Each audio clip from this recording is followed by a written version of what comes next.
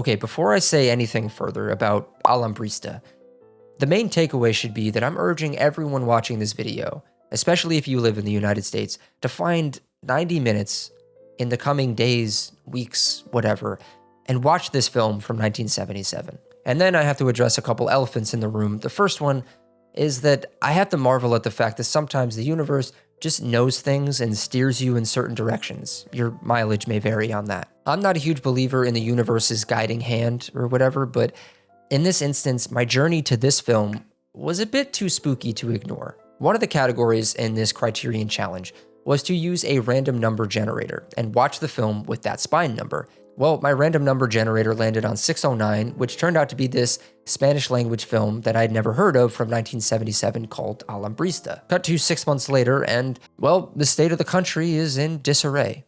That's the other elephant in the room, especially as it pertains to immigration and human rights.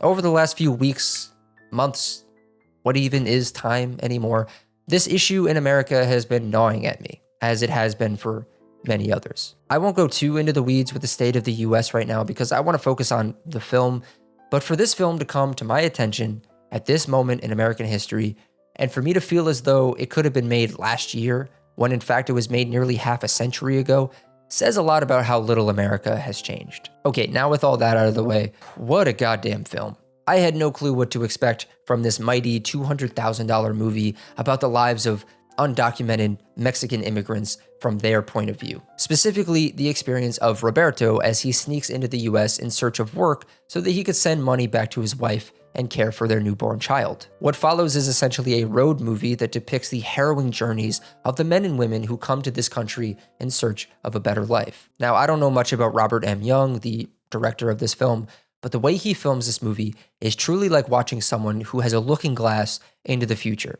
The way that this film shares DNA with so many filmmakers who would come after him, most notably I detect a lot of Sean Baker, is staggering. The film has the grit of one made in 1977, but truly looks like it could have been made in the last 10 years by a filmmaker with a skilled enough hand. The biggest comparison I can offer, since I saw it so recently and I talked about it in this video, is Sean Baker's Takeout. Both films act as this fish-out-of-water road movie about characters stuck behind a language barrier, trying to make money to send to their loved ones back home. In the same way that Sean Baker has been able to make us quake when we see his characters thriving, so too does Young here in this film.